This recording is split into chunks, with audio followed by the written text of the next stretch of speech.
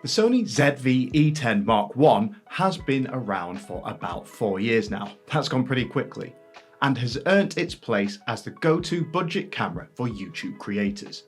Even though the Mark II has been out since July 2024, that doesn't mean the Mark I should be discarded. It still offers a lot of value. In this video, we'll see whether the ZV-E10 Mark I is still worth picking up in late 2025. So I use this camera as my main YouTube camera from when I bought one all the way back in September 2021 up until when the Mark II arrived in July 24. So I've put it through a lot. So to test whether it's still good enough, I'm using it to record this video here, and all the example clips and photos you see here were taken using the ZV-E10 Mark I. So price-wise, with the ZV-E10 Mark I, it costs around $750 new with the 16 to 50mm kit lens, and without the lens, about $650. Used prices have, however, dropped a lot over the last year or so. You can now frequently pick one up for less than $500 with the kit lens on sites such as eBay, so well worth looking out for because that is a really great price for this camera.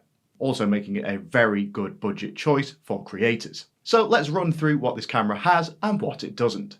So the sensor and resolution. The ZV-E10 Mark I has a 24.2 megapixel APS-C sensor, capturing stills by 6000 by 4000 pixels. Video-wise, it's 4K at up to 30 frames per second with a 1.23 times crop, or 24 frames per second uncropped. For full HD, it can do 60 frames per second and 120 frames per second 1080p for slow-mo. That combination covers a lot of creator workflows. The 24.2 megapixel sensor isn't new. Sony has used variants of its APS-C bodies for years, but the image quality still holds up because Sony has updated other parts of their camera to go alongside it, to keep it competitive. Now the Mark II, which we've already mentioned a couple of times, and we will continue to mention throughout this video, released in July 24, did move to a newer 26 megapixel sensor, which is one of the primary upgrades from the Mark I. However, the output of the Mark I, as you can see, is still very sharp, especially in 4K. 4K is one of the ZV-E10 Mark I's strengths. Footage is sharp and detailed. I'm recording this now in 4K, and in practice, if you plan to deliver 1080p video on YouTube, I'd still recommend recording in 4K and then downscaling it to 1080p. You'll find that the footage will still be noticeably sharper, and it's just a better best practice for this as long as you're not struggling too much for memory card space. So let's talk about the colours and the bit depth on the camera. The Mark I is disappointingly limited to 8-bit colour. Many cameras, including the Mark II, support now 10-bit colour, which just means that you get more colours, more colour variety, and more accurate colours. This gives you a lot more latitude for heavy grading and just gives you better colour accuracy overall. Though to be honest, for most creators, for vlogs, short videos, B-roll, YouTube, 8-bit is absolutely fine. People aren't going to be noticing the difference. It's only relevant really if you are pushing for extreme grading and doing a lot more cinematic work where colour accuracy is much more important.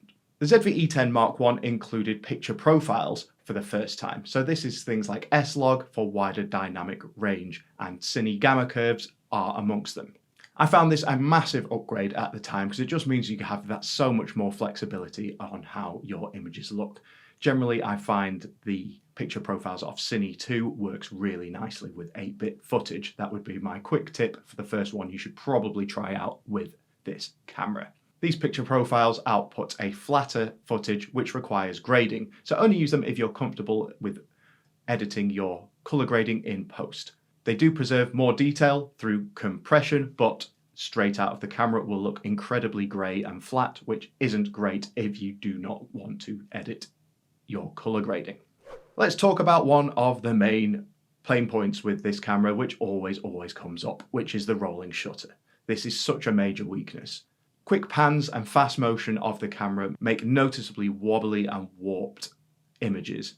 It can look pretty bad, especially if you're walking and using this camera as a vlogging camera, which it is actually supposed to be designed for. Now, there is a lot you can do to correct this in post by using Sony's Catalyst Browse software, which it uses stabilization to correct the rolling shutter. But this is a lot of extra work to do to fix something that really feels like it should never have been a problem. I thought this would have been fixed for the Mark I via firmware, but that has never really happened. Looking at the Mark II, it offers meaningful improvements on this. It's not perfect rolling shutter, but it's miles better than it is on the Mark I.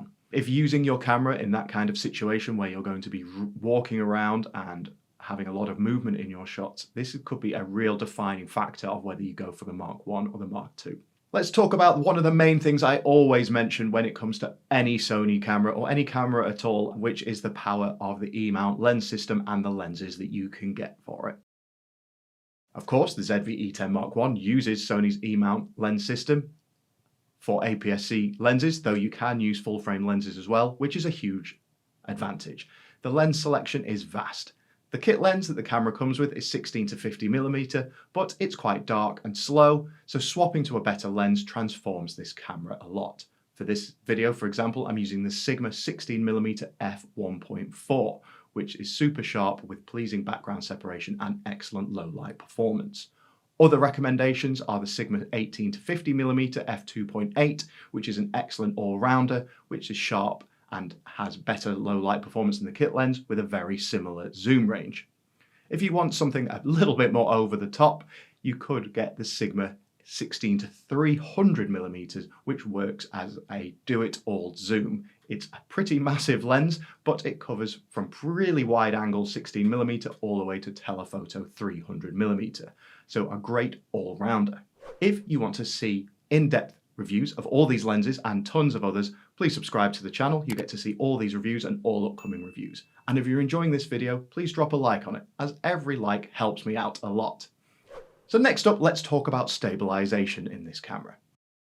And unfortunately, there is no in-body stabilization known as IBIS. Instead, the camera has active gyroscopic electronic stabilization.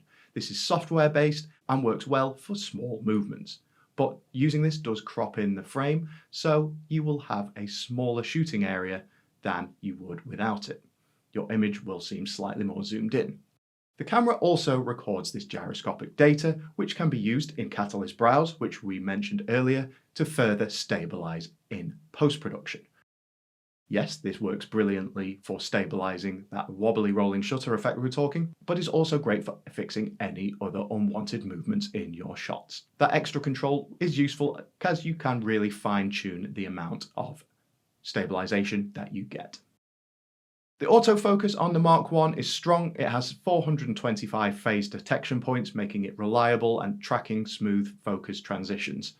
Just make sure you're using autofocus capable lenses, as not all of them are, though all the ones I've mentioned today do have autofocus.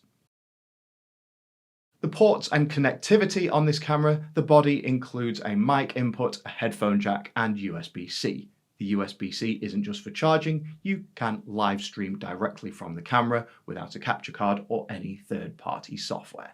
It's plug and play. Yes, it's limited to 720p, which is frustrating as I may have expected this camera to support up to 1080p. Probably not 4K, but 1080p would have been a good improvement. But to be honest, it looks really good. Because you're likely to be streaming with a really good lens as well, it looks really professional. I often use it for video calls and people always comment on how great it looks. So whilst yes, the ZV-E10 is mainly a video camera, its photography performance is really excellent. In fact, I use it a lot for photography. I've taken the ZV-E10 on a few recent trips, which you can see from all the examples throughout this video. The quality you can get from this camera for photography is still really good. It's a fine choice for photography. As the camera is a small size, which is very compact, it makes it a pretty desirable choice as a travel camera. Whilst yes, the camera lacks an EVF, electronic viewfinder, for photography, which is frustrating, especially when composing shots in bright light. You have to use the rear screen. There is no electronic viewfinder.